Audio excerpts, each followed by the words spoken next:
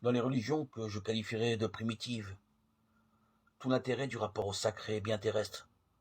Il s'agit de donner à Dieu, ou aux dieux, ou aux esprits, ou aux forces qui nous dominent, bref, à tout ce qui nous dépasse, ce que l'on s'imagine qu'il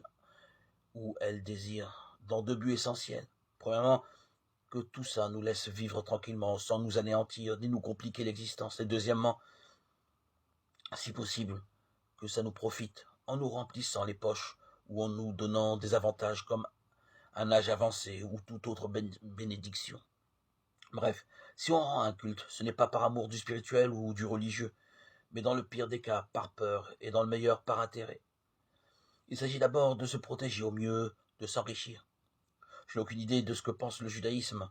actuel, mais le judaïsme primitif n'est pas exempt de cette façon de penser.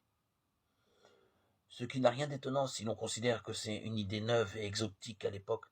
et qu'il est entouré de religions ou de croyances qui en sont encore à ce rapport de peur et de convoitise. Dieu, patiemment, au long des livres de la Bible, ne cesse de les mettre en garde contre cette ancienne façon de voir,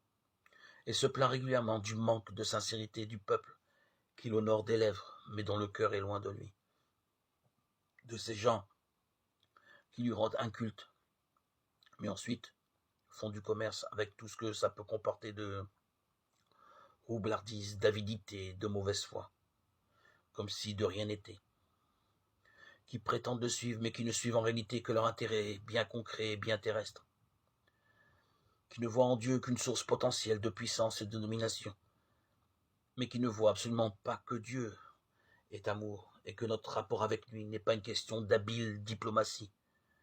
mais devrait être un rapport désintéressé d'amour et d'amitié.